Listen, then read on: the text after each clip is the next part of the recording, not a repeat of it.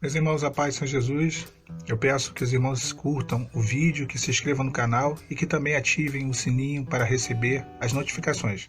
A palavra do Senhor ela nos diz assim no Evangelho segundo Mateus, capítulo de número 6, no versículo de número 23, na parte B do versículo. Se, portanto, a luz que há em ti são trevas, quão grande trevas tu tens. Um assunto que é bem pedido para que seja abordado, para que seja trazido aqui nos vídeos, é acerca do cônjuge quando ele sai de casa, ou às vezes até dentro de casa, ainda está dentro de casa, mas estão separados já há uma situação de separação, fora ou dentro de casa, né? Há já a separação, e o cônjuge continua na igreja, ele está firme na igreja, e ele continua lá exercendo as funções da igreja, cultuando, né? Aparentemente é o Senhor, aparentemente, eu vou dizer porque aparentemente. Eu já até fiz um outro vídeo falando um pouco sobre esse assunto, mas é um assunto que sempre está sendo pedido, é um assunto bem recorrente. O Senhor Jesus aqui nesse versículo ele diz o seguinte: se a luz que há em ti são trevas, quão grande trevas tu tens? É como se fosse assim, olha, se você diz ser uma bênção, só que essa bênção na verdade é uma maldição, não é bênção, que maldição que você tem sobre você? Como se ele quisesse dizer isso. Eu vejo muita perplexidade. Às vezes as pessoas ficam espantadas, é isso, perplexidade, ficam espantadas quando veem o cônjuge que se separou, que está pedindo divórcio, que está falando que não quer mais a família, não quer mais o casamento, lá cheio de comunhão, cantando louvor, glorificando, pregando a mensagem, né? Uma comunhão maravilhosa. Só que não tem comunhão nenhuma com o cônjuge que está buscando a restauração. Não fala com o cônjuge que está buscando a restauração, ou se fala mal, fala.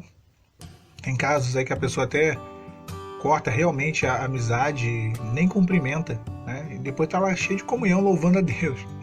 E é engraçado, porque a palavra fala que se você não tem comunhão com o teu irmão que você vê, como você vai ter comunhão com Deus que você não vê, né? Vai primeiro e reconcilia-te com o teu irmão. Ainda mais quando esse irmão é o seu marido, é a sua esposa, né? As suas orações elas estão interrompidas, elas batem no teto e voltam. Elas estão travadas no reino espiritual, no mundo espiritual. As orações da pessoa que não tem comunhão com seu esposo, com a sua esposa. E as orações da pessoa que não tem comunhão com um outro irmão. Como que é isso? Quem é que vai ficar do lado de fora do céu, né? A pergunta é, quem é que vai ficar do lado de fora do céu? Porque não tem como, no céu é um lugar onde não haverá dissensão, intriga, inimizade. Mas por que isso acontece? Eu acho assim, eu primeiro vou avaliar o aspecto externo, né? O aspecto externo, que é a igreja. E aqui eu não estou querendo difamar a igreja A, a igreja B, não. Longe de mim, quem sou eu para poder fazer tal coisa? Mas eu penso assim, existem alguns lugares onde é absolutamente normal a separação, onde é absolutamente normal o segundo casamento, o terceiro, o quarto.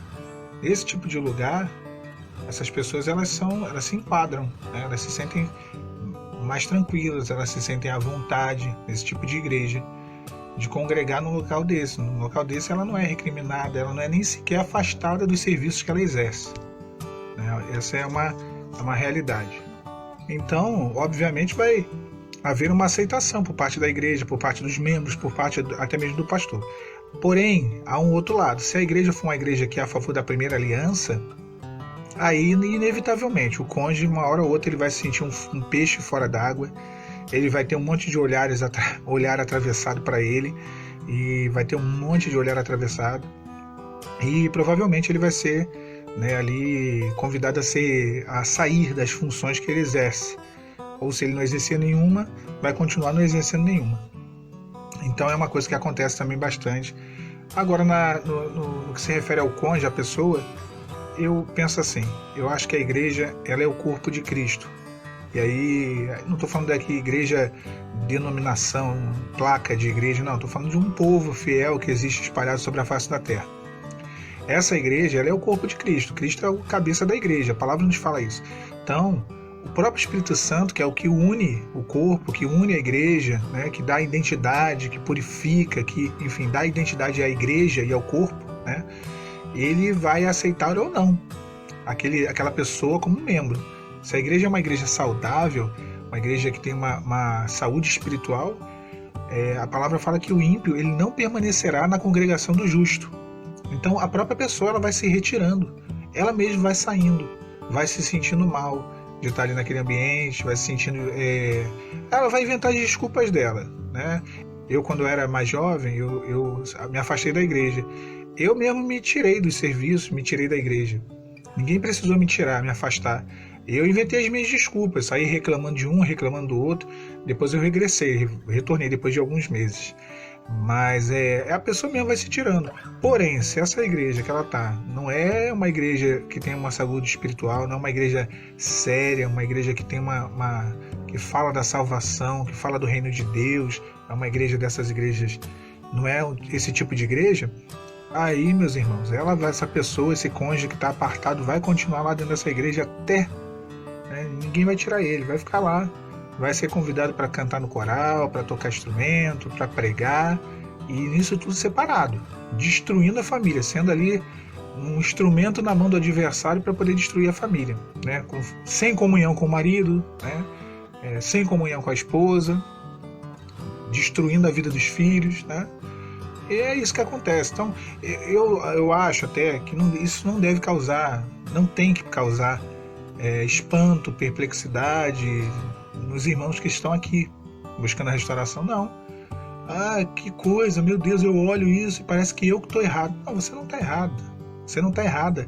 Você não está errado. Você está fazendo certo. Você está lutando pela família e por aquilo que a Bíblia fala, que casamento é indissolúvel, né? Casamento até que a morte separe, literalmente. E você está lutando pelo certo. Muitas igrejas, né, em muitos lugares, erra-se duas vezes, como eu sempre falo. Por não conhecer as Escrituras, que fala que Deus ele é Deus de primeira aliança, que Deus ele é Deus de casamento indissolúvel, e por não conhecer o poder de Deus, que Deus ele tem poder para restaurar um casamento. Na maior parte dos lugares, na maioria dos lugares, há um pensamento de que Deus ele pode ressuscitar um morto, pode curar um câncer, pode libertar um drogado, mas restaurar a família, restaurar casamento, isso é difícil, hein? É difícil. Aí começa aquela conversinha do livre-arbítrio, aquela história toda que a gente sabe que é tudo balela, até mesmo porque, inclusive, já fiz vídeo no canal falando sobre essa questão de livre-arbítrio, né? Quem está encerrado no pecado perde o discernimento, não tem mais o siso, não tem mais o discernimento para escolher o que é o certo, o que é o errado, o que é o melhor ou não para ela, para a sua vida. E então essa questão do livre-arbítrio ela começa a ser algo bem duvidoso. Então, vai mais ou menos por esse caminho. Eu acho que o irmão e a irmã têm que continuar na posição. Ah, mas eu congrego na mesma igreja que o meu cônjuge. Olha, faça a estratégia do 007. Ninguém te viu, ninguém te vê, você vai lá, recebe a tua bênção. Eu, por exemplo, eu uso essa estratégia, né? Hoje, a minha está afastada da igreja, mas às vezes visita. E eu uso essa estratégia. Eu chego e vou embora e ninguém me vê. Eu recebo minha bênção e pronto, vou embora. Não fico lá batendo papo, me expondo, não fico mesmo. E eu acho que os irmãos devem agir dessa mesma maneira para poder receber do Senhor uma bênção e conseguir se desvencilhar dessa situação de adversidade e até mesmo de tudo que é fofoca, tudo que é comentário, né? Porque o adversário ele quer isso.